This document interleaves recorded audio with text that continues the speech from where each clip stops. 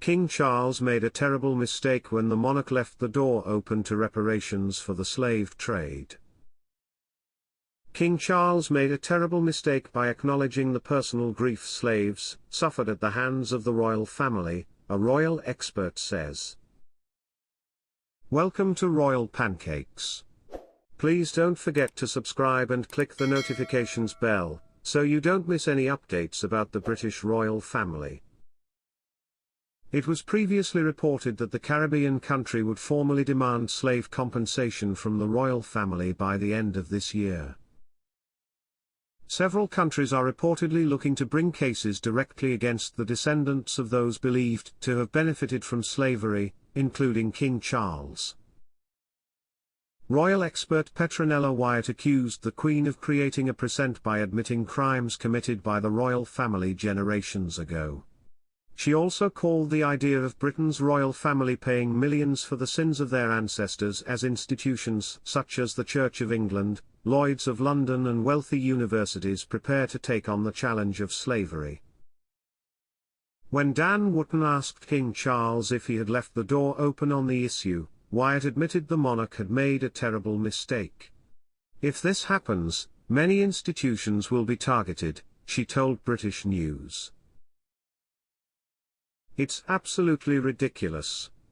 You can't go around apologizing and correcting the sins of your distant ancestors. Wootton asked Wyatt if she would become a Republican if the Crown capitulated and began paying reparations.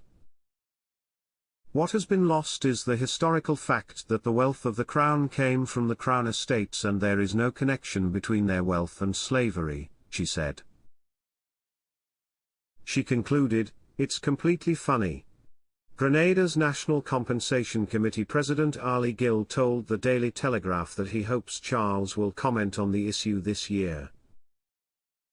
"We hope that King Charles will reconsider the compensation issue and make a more in-depth statement, first with an apology, and then he will provide the royal family with the resources to pursue restorative justice," he said.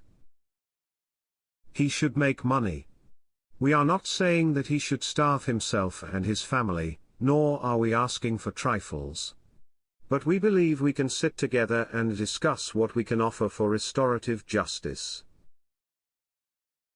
The Compensation Commission of St. Vincent and the Grenadines, SVG, is said to be hoping to begin issuing formal compensation claims by the end of this year. The chairman of its Compensation Committee, Adrian O'Dell, argued that any property owned by the Crown reeks of slavery. Former BBC journalist Laura Trevelyan's decision to donate and apologise to the people of Grenada for her family's involvement in the historic slave trade gives their campaign even more legitimacy.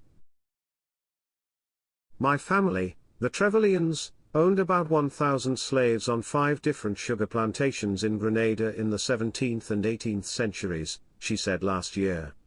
"After slavery was abolished in 1834, our family received compensation for property damage from the British government as part of 46,000 British claims to the Slave Compensation Commission. Today we received around £3 million in funding.